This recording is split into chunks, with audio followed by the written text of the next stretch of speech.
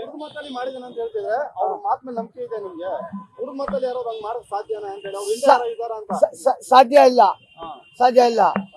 First ಬಂದ್ಬಿಟ್ಟು ಅವನು mentally ಅಂತ ಹೇಳ್ತಾರಲ್ಲ, ಅವ್ನು ಎಷ್ಟು ವರ್ಷದಿಂದ ಅವ್ನು ಕೆಲಸ ಮಾಡ್ತಾನೆ ಇಲ್ಲಿ ಅಂತ ಅವ್ರ ಓನರ್ಗೆ ಅರೆಸ್ಟ್ ಮಾಡಿ. ಫಸ್ಟ್ ಆ ಓನರ್ಗೆ ಕೇಳಿ ಎಷ್ಟು ವರ್ಷದಿಂದ ಕೆಲಸ ಮಾಡ್ತಾನೆ ಅಂತ. ಅವ್ನು ಕೇಳ್ಕೊಂಡು ಅವ್ನು ಎಷ್ಟು ವರ್ಷದಿಂದ ಕೆಲಸ ಮಾಡ್ತಾನೆ ಅಂತ ಅವ್ನು ಕೇಳಿ. ಫಸ್ಟ್ ಆ ಮೆಂಟಲ್ನ ಏನಕ್ಕೆ ಕೆಲ್ಸಕ್ಕೆ ಇಟ್ಟ ಅವನು ಓನರು? ಫಸ್ಟ್ ಪಾಯಿಂಟು ಮೆಂಟಲ್ ಅಂತ ಇವಾಗ ಹೇಳ್ಬೋದು. ಮೆಂಟಲ್ಗೆ ಯಾಕೆ ಕೆಲಸಕ್ಕೆ ಕೊಟ್ರು? ಅವ್ನು ಸುಮಾರು 5-6 ವರ್ಷದಿಂದ ಇರ್ಬೋದು ಇಲ್ಲಿ, ಇನ್ನ ಜಾಸ್ತಿ ಇರ್ಬೋದು.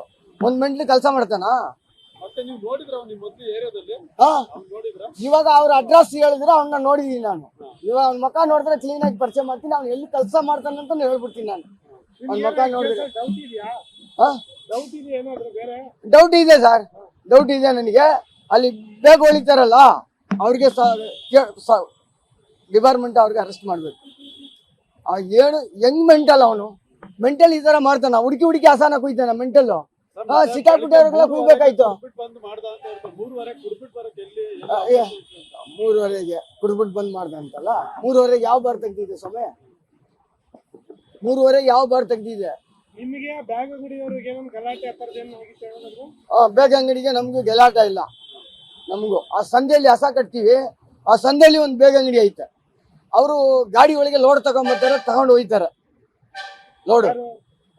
ಬೇಗ ಅಂಗಡಿ ಅವರು ಅಲ್ಲಿ ಸಂಧೆ ಒಳಗೆ ಹಸ ಇದ್ರೆ ಸ್ವಲ್ಪ ಎಡವಟ್ ಆಗತ್ತೆ ಅವ್ರಿಗೆ ಗಾಡಿ ತಗೊಂಡು ನಿಲ್ಸೋವಾಗ. ಇದು ಅವನು ಮೆಂಟಲ್ ಅಲ್ಲ, ಅವನು ಇದು ಸುಳ್ಳು. ಅದು ಬ್ಯಾಕ್ ಗ್ರೌಂಡ್ ಐತೆ ಹಿಂದೆ. ಒಬ್ಬನೇ ಮಾಡೋಕೆ ಸಾಧ್ಯ ಇಲ್ಲ, ಬ್ಯಾಕ್ ಗ್ರೌಂಡ್ ಇರಬೇಕು.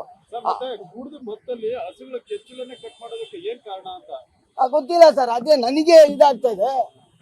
ನನಗೆ ಆಶ್ಚರ್ಯ ಆಯ್ತದೆ, ಏನಪ್ಪಾ ಇದು? ಹುಡುಕಿ ಹಸ ಟಾರ್ಗೆಟ್ ನೋಡಿ. ಅದು ಹೆಚ್ಚಿಗೆ ಹಾಲ್ ಕರಿ ಹಸಾನೇ ಕುಯ್ದವ್ರೆ, ಕಮ್ಮಿ ಇರೋದು ಹಾಲೆಲ್ಲ ಬಿಟ್ಬಿಟ್ಟವ್ರೆ.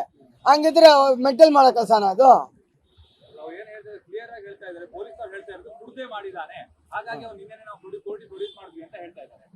ನೆನ್ನೆನೆ ಅದು ಹೆಂಗೆ ಸರ್ ಸಾಧ್ಯ?